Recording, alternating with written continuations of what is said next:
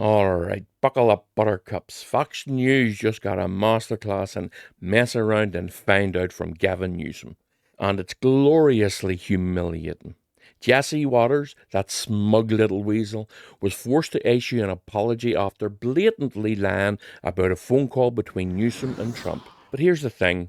Fox's groveling apology was barely an apology, and Newsom's response was savage. See you in court, buddy. Discovery will be fun. This isn't just about a botched phone call. This is Fox News once again caught with its pants around its ankles, doubling down on Trump's baseless claims, even when their own records prove them wrong. It's the Dominion lawsuit all over again, and Newsom is coming for Fox with a $787 million sledgehammer.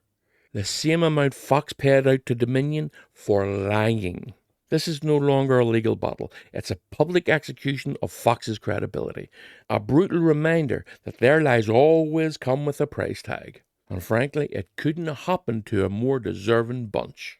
What separates our game from the game played elsewhere is innovation, entrepreneurialism, more patents, more engineers, more researchers, more Nobel laureates in my state than any other damn state, more Fortune 500 companies in my state than any other state. Look that up, because I know people are rolling their eyes and saying, no, it's Texas. You're wrong. It's true. I looked it up.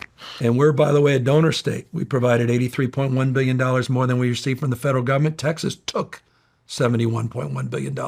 I'm not saying that to bash Texas, but you know what? Pretty proud of my goddamn state. So much for those free states living off the socialist blue ones. Guess who's really getting fleeced by their own damn lies? It's pathetic. AI, Can you repeat those numbers? $83.1 billion. We provided more to the federal government than we received. In the same year that Texas received $71.1 billion more than they provided to the federal government. So you're net positive. Net positive. 9 out of 10 of the donor states are Trump states, and I don't mean that pejoratively, Trump. Well, he should mean it pejoratively, because the red states are welfare queens, sucking the life out of America while standing on a paper soapbox, screaming out loud their evil and cruel ideologies. 7 of the 10 are Republican states, but 9 out of the 10 dependent states, welfare states, are Trump states, the donor states disproportionately the blue states. 71% of the country's GDP comes from blue counties. Mm-hmm. These same crack-up counties with all these crazy liberals that can't get out of their own goddamn way and the world's come to an end. It's 71% of the economy of the goddamn country, man. Now, while Fox is busy apologising and bracing for a financial beating, there's a deeper, nastier wound festering within the Republican Party.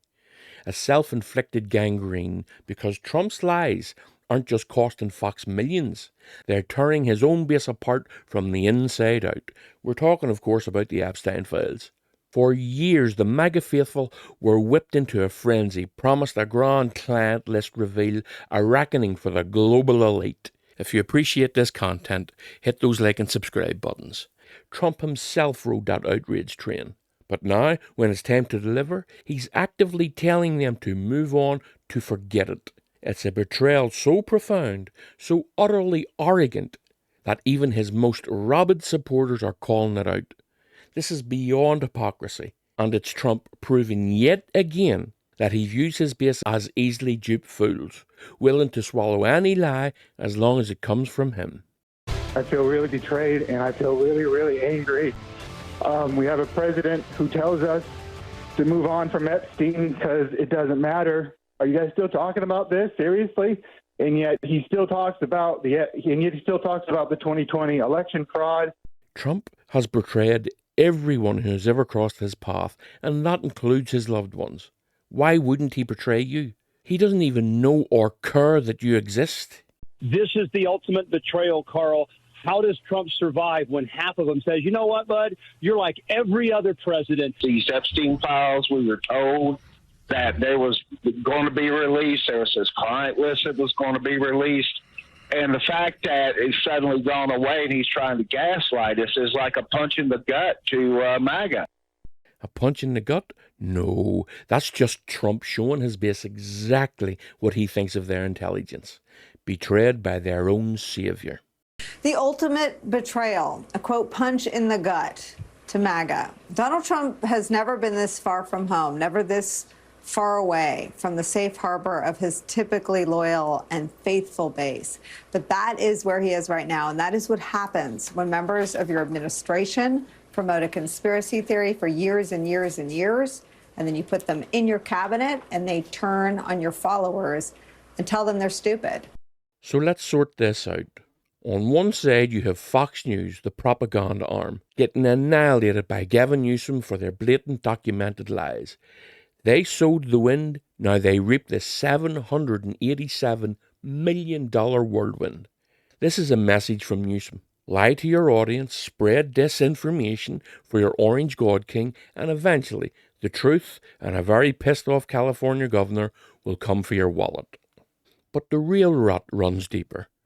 While Fox gets slapped around publicly, Trump's base is imploding over his own Epstein gaslighting. The same people who screamed, "Release the list," are now being told to shut up and forget it by the very patriots they worshipped. This is the monster Trump created, a movement built on a diet of paranoia and conspiracy, now devouring itself because its leader couldn't deliver on his own manufactured outrage.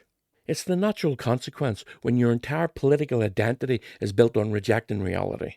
You radicalize your followers to distrust every official explanation, to believe every wild theory, and then you expect them to swallow your convenient lies when the truth becomes inconvenient. It's a spectacular self-defeating paradox, and frankly, they deserve every bitter drop of it. So this is kind of a rallying cry for all of you. When they lie, fight back. Fight in the courts, fight in the media, and fight at the ballot box. Expose their deceit, hold them accountable, and show them that truth, facts, and justice are not just words. They are weapons against their brand of authoritarian stupidity. Stand strong. The truth is your greatest weapon. Let's make sure they feel its full force. What do you think? Is Newsom right? Let me know your thoughts in the comments below. And if you found this breakdown insightful, hit subscribe and give us a thumbs up. It really helps the channel. Thanks for being here. See you in the next one.